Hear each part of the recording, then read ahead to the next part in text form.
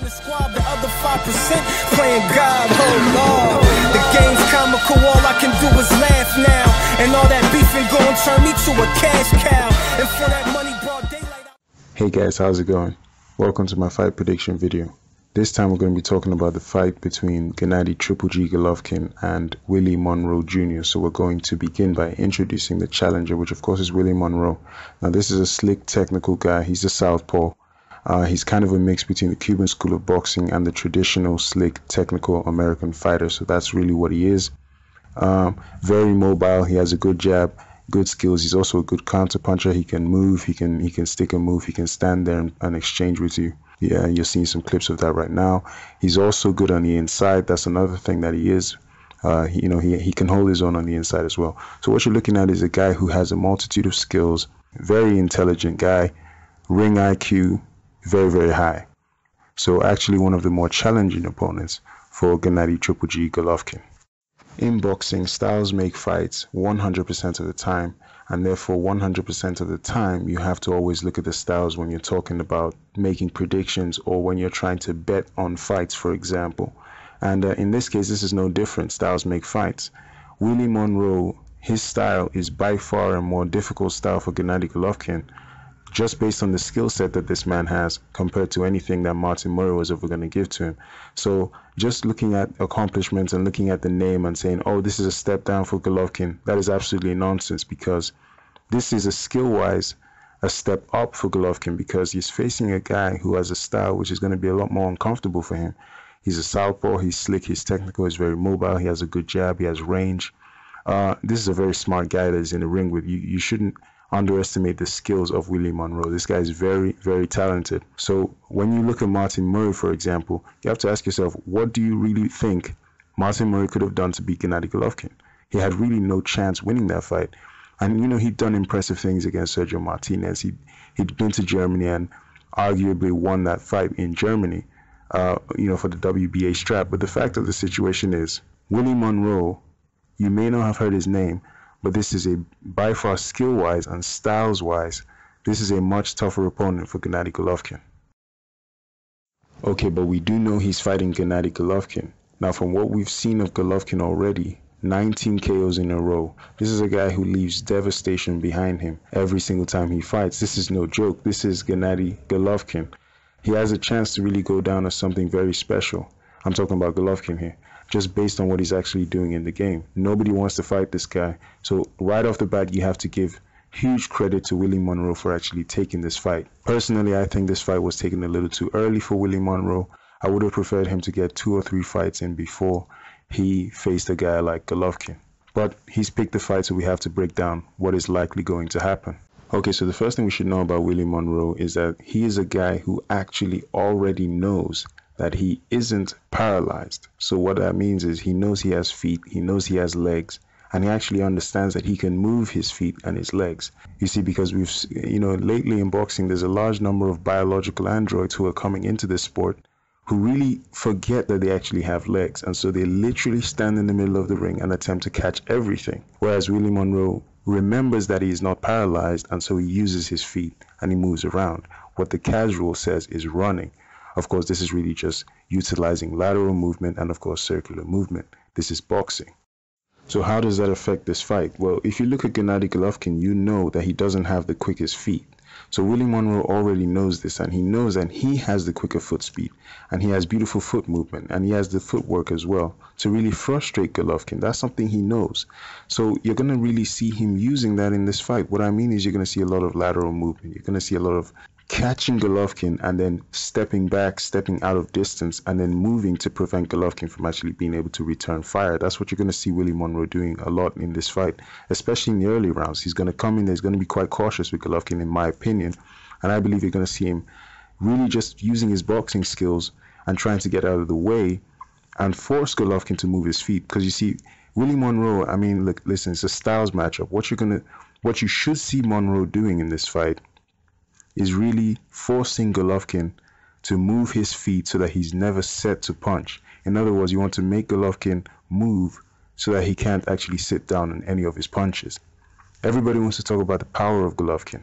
Willie Monroe understands that, and if he's intelligent and if he has a ring IQ, What you do when you're a skilled boxer is you simply force your opponent to consistently have to move his feet, consistently have to adjust positioning so that they can never sit down on their punches. They can never get themselves set and ready to punch. That's the #1 tactic for Willie Monroe in this fight. Simultaneously, he's going to use that jab, he's going to use that straight left hand and the right hook, and he's going to be catching Golovkin. This is definitely what the game plan looks like for Willie Monroe Jr.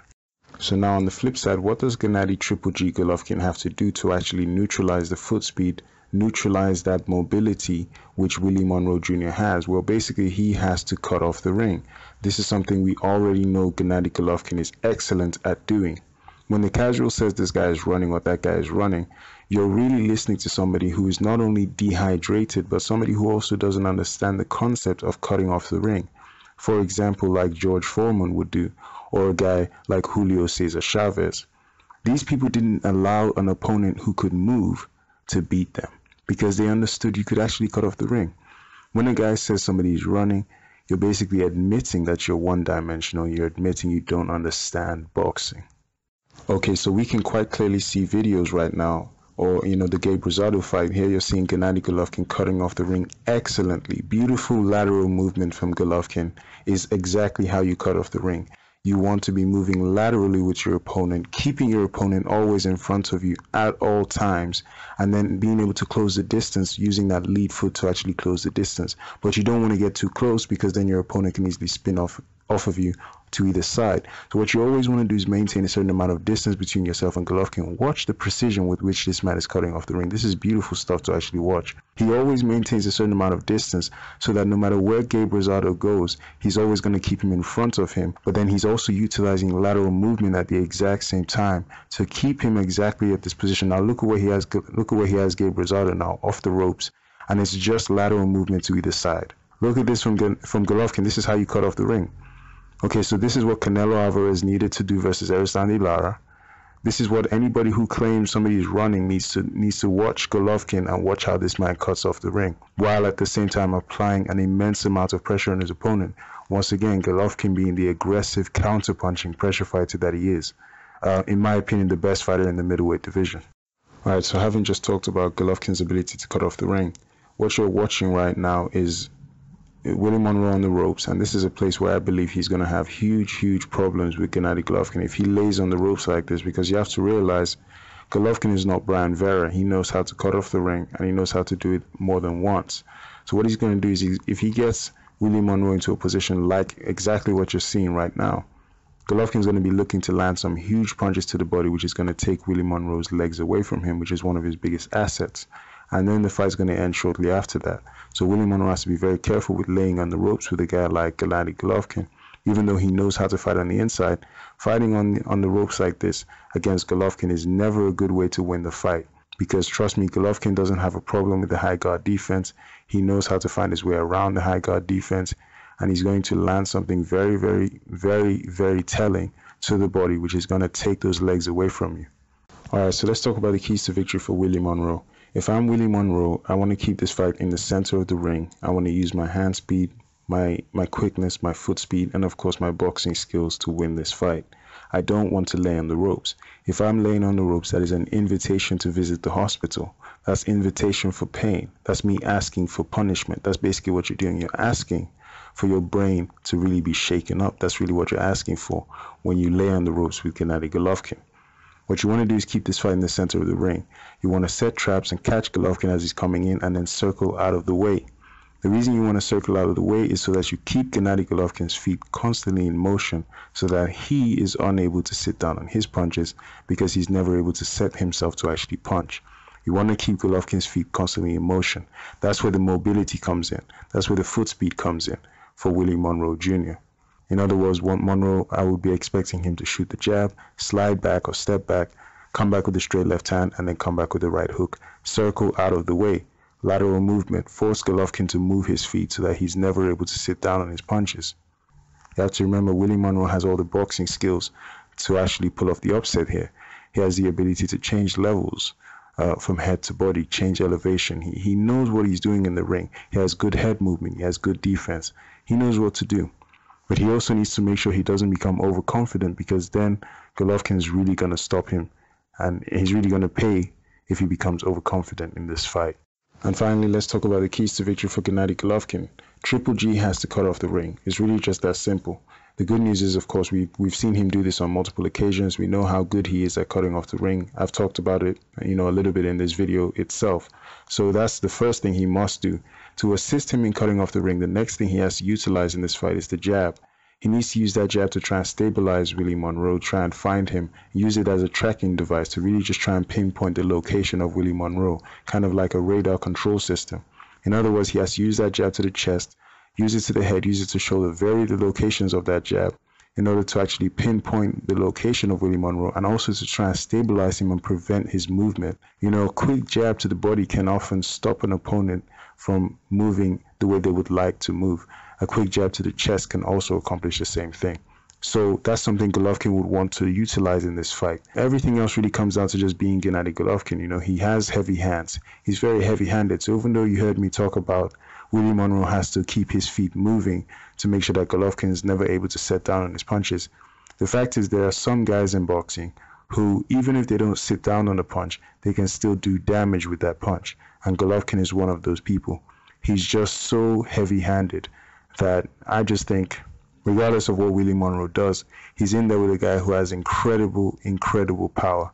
And that's just the big equalizer in this fight, is the fact that Gennady Golovkin has outrageous power in either hand. For Golovkin, it's as simple as cut off the ring, trap Willie Monroe on the ropes, land some big punches to the body, and take away his feet, take away his legs, and you have an easy fight from then on. Okay, so what is my final prediction? My final prediction is Gennady Golovkin is going to win this fight. So that's who I'm predicting will win. How is he going to win? I believe he's going to stop Willie Monroe in the 11th round. I'm not predicting an early stoppage for Golovkin. This fight is going to go almost 12 rounds. I think he stops him in the 11th round. This fight also has all the signs of going the full 12 rounds, and actually Gennady Golovkin wins the decision. And the reason why I say that is because the judges are going to score the thudding, loud punches of Golovkin very favorably. We have to remember Golovkin has the power in this fight, and when he lands those punches, the judges are going to really pay attention to Golovkin's punches, and it's going to look like something, if he goes the full 12 rounds, it's going to look like Canelo Alvarez versus Aristide Lara, but a more decisive win for Golovkin than Canelo's win, because Golovkin is really going to be, landing those body shots more accurately than what Canelo was actually doing. So that's what this fight looks like to me. He stops him in the 11th round, or it goes 12 rounds and Golovkin wins by decision, because he will land the better punches, basically. Okay, so you guys have probably heard me say that the type of fighter who beats Gennady Golovkin is one who is able to gain his respect and actually force Golovkin to fight moving backwards. In other words, to force Golovkin to fight backing up. Willie Monroe Jr. doesn't possess this ability. He doesn't have the kind of power to gain Golovkin's respect. He won't be able to keep Golovkin off of him for much of the fight. So Triple G is just going to be marching forward and marching forward and marching forward. And this is the problem, really, because my personal belief is you have to be able to force Golovkin to fight backing up to have a chance at winning that fight. Another thing is, I simply believe Willie Monroe has taken this fight too early.